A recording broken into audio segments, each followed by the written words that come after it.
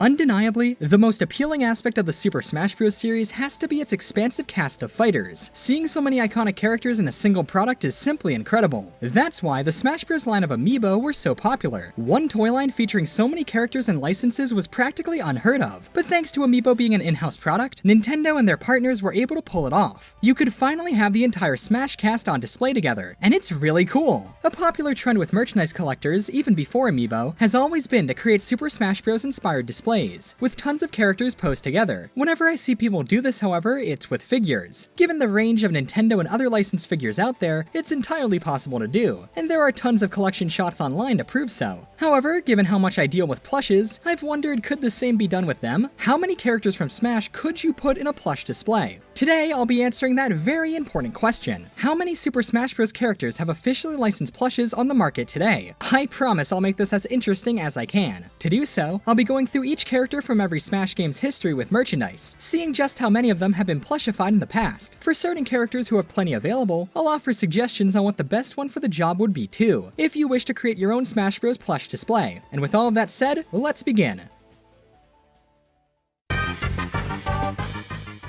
We'll of course be starting with the 12 original fighters from the first Smash game on the N64. Now, all of the characters featured in this game nowadays are hugely popular and iconic, so most of them have plushes, many of them having countless to their name. The Mario franchise characters have so many plushes it'd be impossible to count them. Likewise, Donkey Kong and Yoshi have plushes in spades, and Pikachu probably has more plushes made of him than any other Smash character combined, and there are plenty of Jigglypuffs as well. Link is an interesting case, as despite The Legend of Zelda being extremely popular and marketable, plushes have never been a huge thing for the series. Maybe it's due to the darker tone the series has compared to the likes of Mario. It's understandable that it's not as marketable in the huggable sense, but there are still some to choose from. Smash 64 specifically features adult Link from Ocarina of Time, who just so happens to be featured in the Takara Ocarina of Time plush set. We'll get to the other designs of the character later. Fox has only had 2 plushes made of him so far, which is honestly surprising, those being the Takara UFO plush made for the first game, and the more recent Jack-specific plush of him made for the World of Nintendo line. Kirby, much like Mario, has countless plushes, but there are some that closely match his appearance in Smash 64, so if you wanted to focus on just this game, you totally could. Unfortunately, Samus, Captain Falcon, and somehow even Ness have never gotten official plushes. Samus and Captain Falcon I understand, as they have complicated designs and aren't as marketable as other characters, but you'd think a Ness plush would exist by now, right? At least there are plenty of Mr. Saturns out there. So, to recap, 9 of the 12 original Smash fighters have plushes, 75% of the roster, but we'll see how that percent fares as we move into the next game, Super Smash Bros. Melee.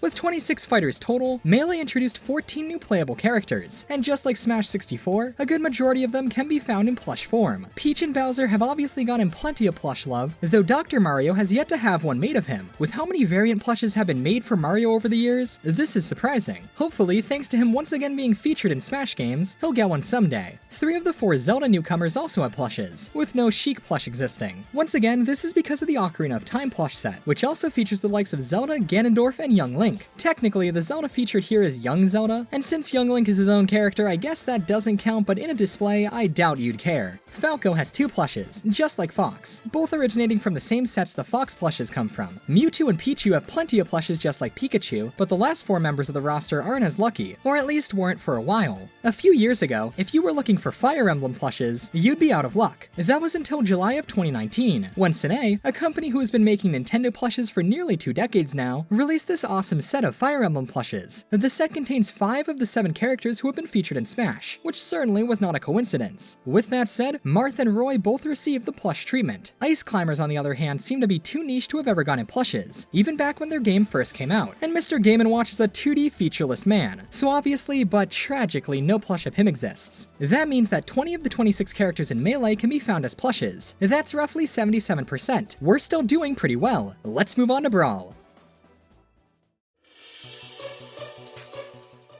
Super Smash Bros. Brawl introduced 16 newcomers to the series, though this is when the series started introducing more obscure characters, so let's see how many have plushes. While definitely not having as many plushes as Donkey Kong, Diddy Kong has plenty to his name. If any sub-series of The Legend of Zelda has been marketed the most, it'd be the Toon style seen in games like The Wind Waker, which means that Toon Link has several plushes made of him. There's this older one by Sine which was released for Phantom Hourglass, a remake of the plush made for Wind Waker HD, a Jack-specific plush which looks very similar to those ones, and finally Small Master mascots, which were released in this mystery set of Phantom Hourglass plushes. Hey look, Tetra! These ones are great because they also released red and blue Toon Links, which allows you to showcase Toon Link's alternate colors in plush form, which is impossible for most characters. If Samus didn't have a plush, Zero Suit Samus certainly doesn't, though there have been plenty of awesome figures and statues made of both of them. Meta Knight and Dedede have had many plushes, but not nearly as many as Kirby. To get ones that accurately showcase how they look in Smash, I'd recommend these earlier ones made by Sine. Dedede has a hammer and a look that's striking like his anime appearance, and Meta Knight is proudly holding his Galaxia sword, making both of them perfect for a Smash fighting theme display. Though Fox and Falco both have plushes, Wolf unfortunately does not. He doesn't even have an action figure yet. The Pokemon trainers Pokemon have many plushes made of them, but few exist for Red himself. In fact, the closest we have right now is this plush that was made to promote the Pokemon Masters mobile app. It isn't exactly like his Smash appearance, but it's pretty close. On the other hand, Lucario was one of the most popular Pokemon of Generation 4, so there are plenty of plushes of him. Lucas, much like Ness, has no plushes made of him. As for Ike, he can also be found in that Sine Fire Emblem set, being depicted in his popular Path of Radiance design. Pit doesn't have any plushes of his classic old design, and none of his modern design either. There is this awesome Figma figure of him though. For most Smash characters who don't have plushes, chances are they do have figures. Wario has plenty of plushes, but Brawl mainly depicts him in his WarioWare biker outfit, of which there are none. That would make for a seriously cool plush. Hopefully we'll see that someday. A WarioWare plush set of the whole crew would be awesome. Olimar is a very curious case as he only has 2 plushes, both by Sine, but the second one came out a good 14 years after his first. The first Olimar plush was released as part of Sine's Pikmin 2 set of plushes, and him, along with the set's Louie, have become pretty hard to find, thanks in part to their suits being made of vinyl, which deteriorate easily. So finding them in good condition nowadays won't be easy, but if you can, they are pretty fantastic. If you're looking for Olimar plushes on a budget though, don't worry, Sine finally remade him for their Pikmin All-Star Collection set. He no longer uses vinyl for his suit, making him much more future-proof. Rob, being a character based off of an actual toy, surprisingly has no plush equivalent. Though I can't imagine a Rob plush would sell very well, it would make for a great novelty item. Snake also doesn't have a plush, though a cutesy plush of such a serious character would be pretty funny. Now, you know me, and let me tell ya, Sonic the Hedgehog has plenty of plushes out there. If you're looking for one that's closest to his modern Smash design though, I'd recommend one of Sine's Sonics, or the Joypolis Sonic plush, which was released as a prize item at Sega Joypolis. Though really, any modern Sonic plush would work. 31 out of the 37 characters in Brawl have plushes, so if you include the 5 characters from Melee who didn't appear in Brawl, 32 of the 42 characters who have been in Smash to this point have plushes. We are rocking 76%, slightly worse than last time, but let's see how Smash for 3DS and Wii U do.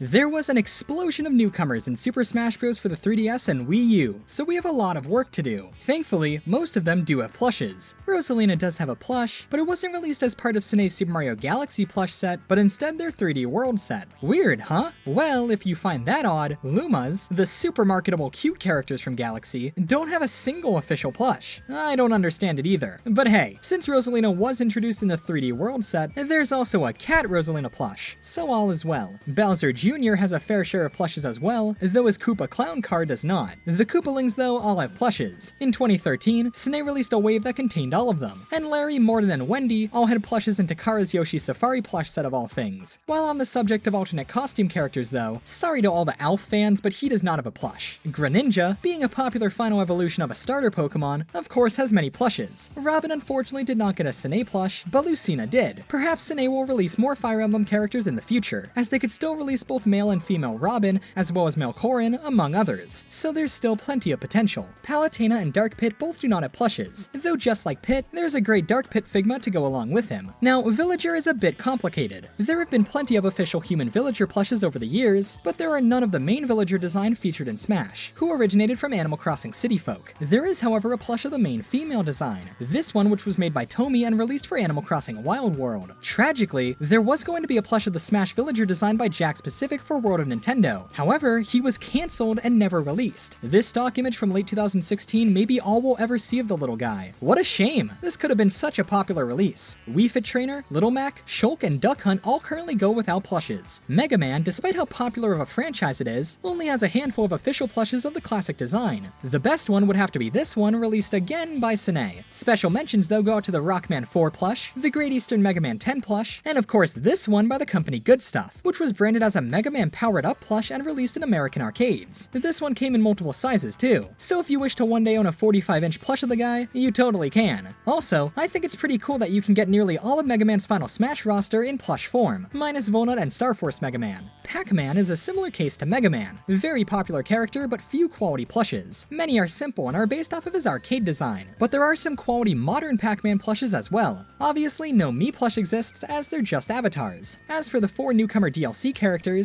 3 of them have plushes. Ryu has plenty from the course of his entire history, Cloud has several, such as the seriously cool Banpresto plush which was made for Final Fantasy VII, as well as others. Female Corrin is our last Smash Fire Emblem character to be featured in that Sine plush set, though there is no male equivalent yet. Unfortunately, the final DLC character, Bayonetta, has yet to get any plush love. So, that means out of the 58 characters in Smash 3DS and Wii U, 39 have plushes, 67%. As more obscure characters are added to the series, less of them have plushes, but a surprising amount still do. We only have one game left now, Super Smash Bros. Ultimate.